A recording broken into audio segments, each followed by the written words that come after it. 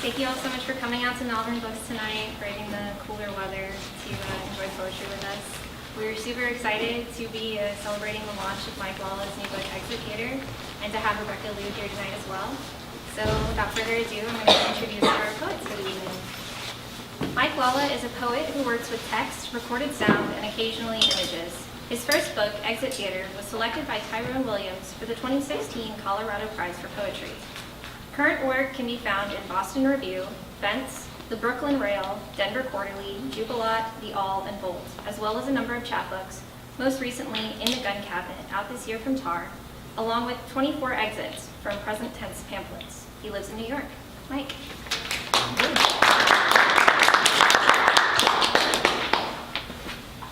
Thank you. Thanks, guys, for coming out. It's a pleasure to read with Becca and be here in Austin with my two younger brothers who have never heard me read poetry before. So It's not true. I've seen you. Oh, really? Yeah. Okay. It's true about one of them. Incorrect.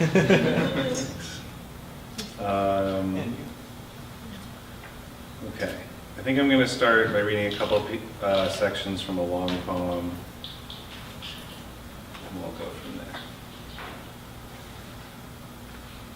In the gun cabinet, the bodies you inhabit through your life stand up like guns inside the doors.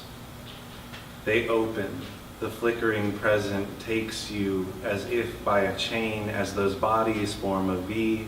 Behind you, a hand pulls a drawer by a drawer pull, all its lit up workings applying a lexicon, glittering eyeshadow inside the walls as a woman in a white dress comes to you in a room, the curtains drawn and stage lights beside them. You're searching for something you don't know, saying, in the beginning, and she takes down a curtain and hands it to you, heavy and bright, and all of a sudden, there in the foreground, the person you'd become in relief against shadow, the object you'd searched for, the word for that which you had no name, and by looking, found.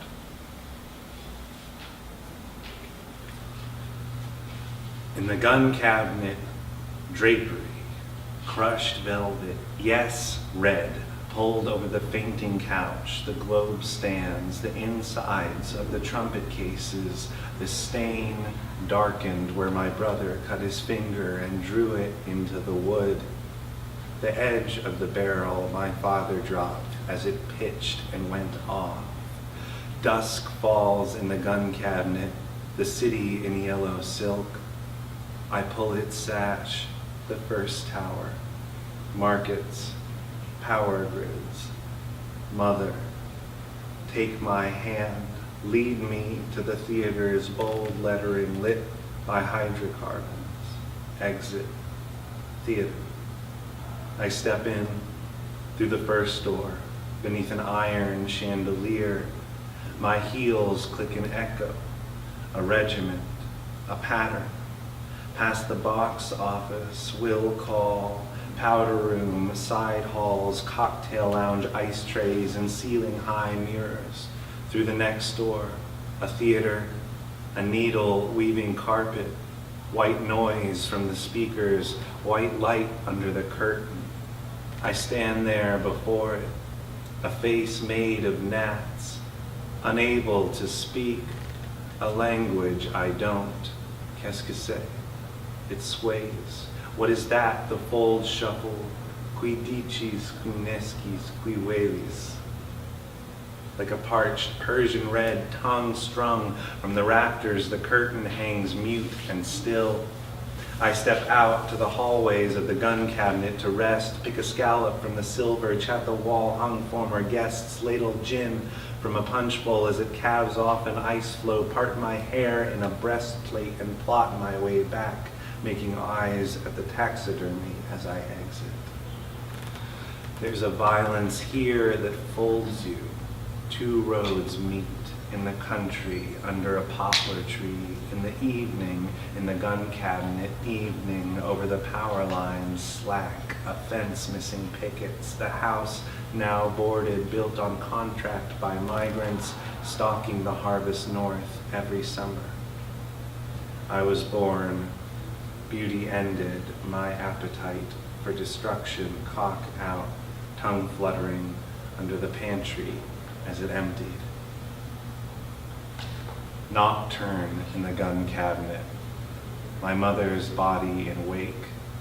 Snow falls around me in the hallways of the armory.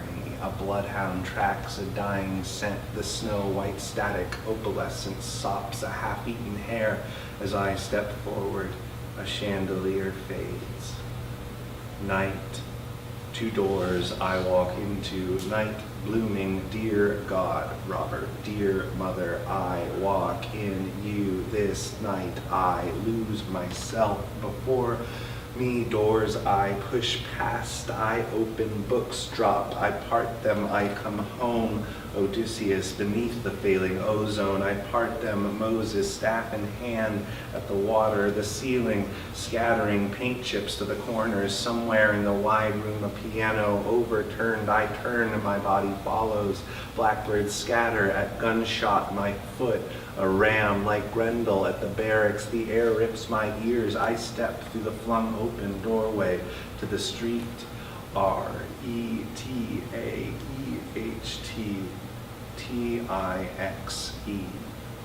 Fealty to a tattered flag in steam above the marquee.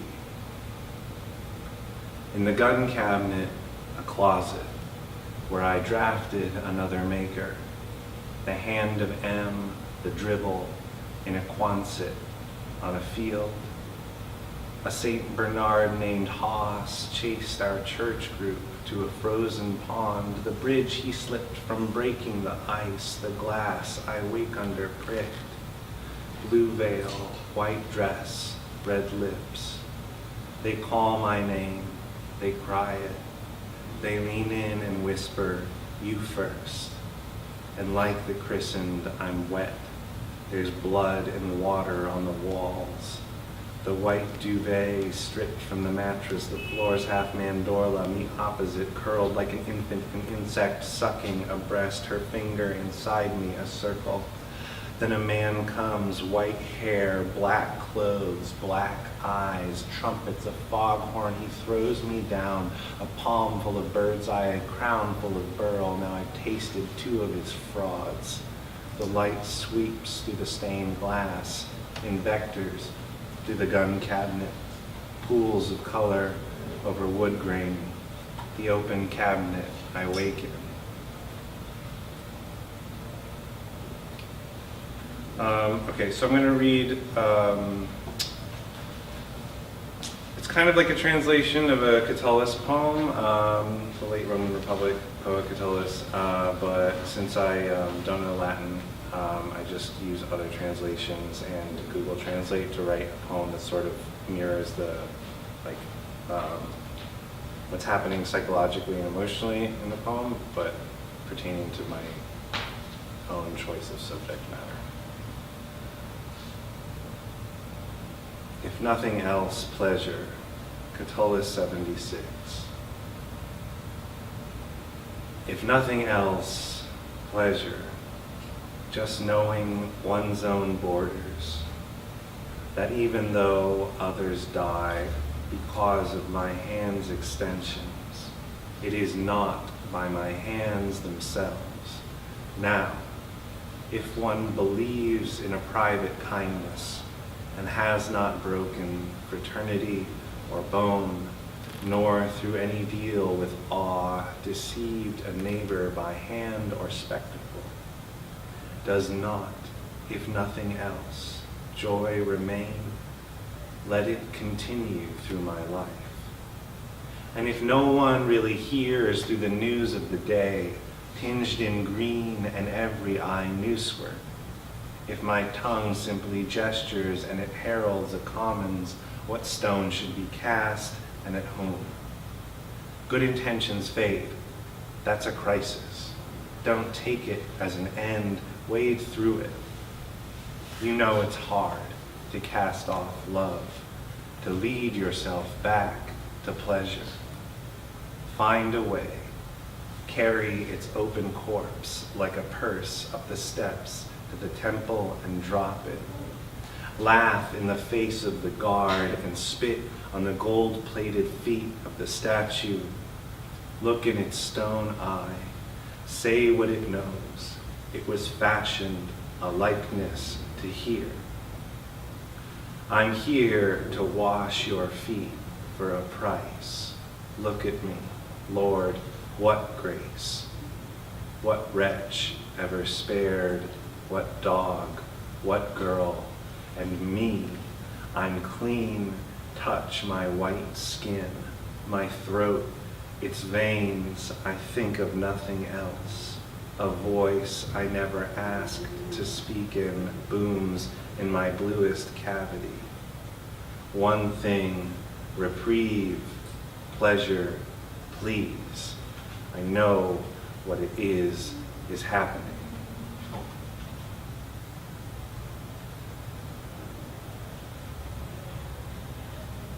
How are people doing? Okay, cool. Okay, well, I'm going to read. I'm going to read one more poem from this book, and then maybe a new poem. So, I guess all I'll say about this poem is that it takes its refrain, it just does like a variation on a line written on the Tyrone painting. So it's called "The Fire That Consumes All Before It," reverse Ilium. 22 years after the Cold War, a stone on the glass plate on the second floor of a rotunda museum tour a woman I watch with a woman I love. Like waters that consume all before them, a man lifts a stone, drops it on a plate of glass. Another traces the plane of his sight with his hand, points to the sky. The Korean peninsula divides. The first man moves the sea east. Like a snake that consumes all before it, the woman revolves around a wall. Like a hawk, the woman circles it. Like a man, she pushes forward. A second man, our third, appears before the wall. He stands with his legs apart, facing it. The wall does nothing. Like a sun, the woman revolves behind it. The war ends. Our first man moves to Paris.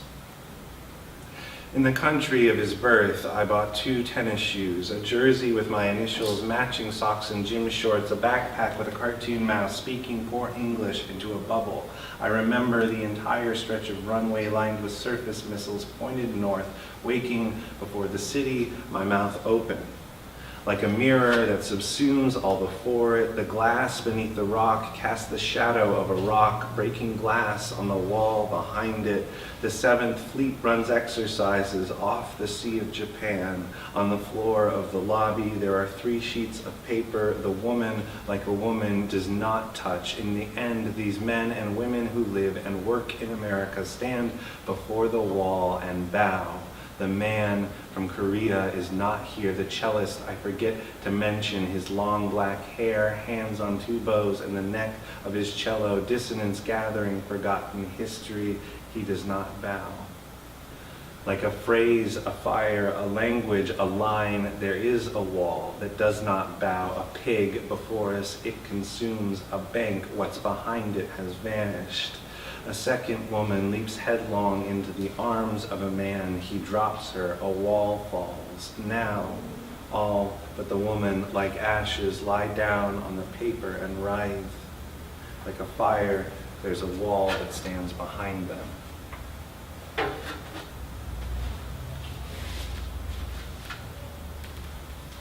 I want to read a new poem, and I should say it's kind of about my old boss who got fired for reasons that will be like immediately apparent. But I think I may have disorganized this, so let me make sure that I have this.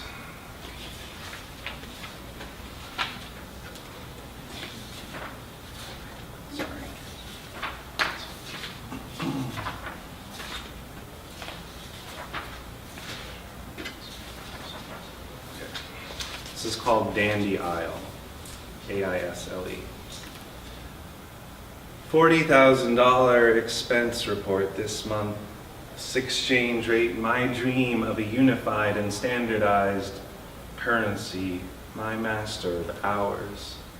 $600 mohair sweater weathered Scotch loafers, $195 GBP women's wear, daily on DWR, Ames desk and a Gucci coffee table every morning, Bart BA's best Rene Ricard impression on my newsfeed, sassed old poems to change into new Mezza Voce band of outsiders, cardigans, cable knit, tipped cuffs on the run to today's client lunch, 325 wine and food pairing at La Durée Soho, duck confit 21, hot foie gras 19, vol au vent de volée aux champignons, Savage 30, waifs, bio scrambled, Benedict La Durée style black truffle salmon, bacon soft boiled, sunny side up, plain yogurt basket filled with 3 mini Vienna series, pain au chocolat, raisin, quenelle, croissant à l'anciennes, twirling and flaky crust rising like a phoenix made of money out of a spreadsheet of accounting, the corporate card, clean CT, suburban fantasy, daddy poet, model stylist, blow CEO's hair, on break.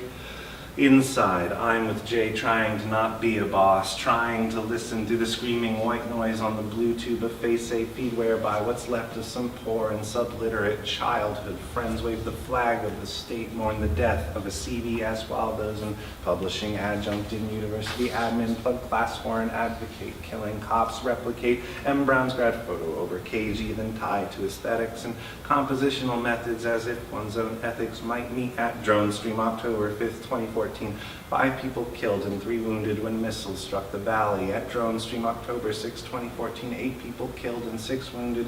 The target could not be independently verified. At Drone Stream October 7th, 2014, 3rd attack in 3 days, killed 6 people. At Drone Stream October 7th, 2014, hours later, 4 people killed when a missile struck the village. At Drone Stream October 8th, 2014, 2 people killed in the 5th drone strike of the week. At Drone Stream October 9th, 2014, 2 missiles, 3 people, 6 CIA drone strikes. And Sunday at Drone Stream October 11th, 2014, multiple missiles killed 4 people in Khyber. At Drone Stream October 11th, 2014, 2 people killed in a bad week though, 3 to 12 each week in Yemen, Somalia, Iraq, Iran, Afghanistan, Libya, Pakistan, and the Philippines since 06, and not to equate atrocity with oppression, second with third-class citizenship or lack thereof, or mistake any slice of any multi-million, billion, trillion-dollar yearly pie chart showing this quarter's expenditures heavy, 6-8% overhead, must resist F-35 or temptation to purchase 100 milliliter Bois Verde, Demer Spigo, and Aetherius, Highlands Fox Club, John Ravedos, Artisan Aqua, running over, towel over, detainees, face 3 minutes on repeat at a black site with hummus, up rectum on hunger strike, match to split $3,600 studio in Bushwick, ex-landlord, fire tenement, draining shit painters, UI checks and not to relate artistic atrocity with oppression, non-judicial detainment, death, torture, interrogation. I know all too well who is speaking and whose hands typed this up, but why isn't anyone sign your name here when you're ready? Writing poems out of the war. Now post-husband, post-job, she bought new blue couch, flat TV, juicy couture handbag, and boots, striding B-side inside of alongside and hand in hand with capitals inexorable, march toward the new our will or can we never ever be there yet, coda.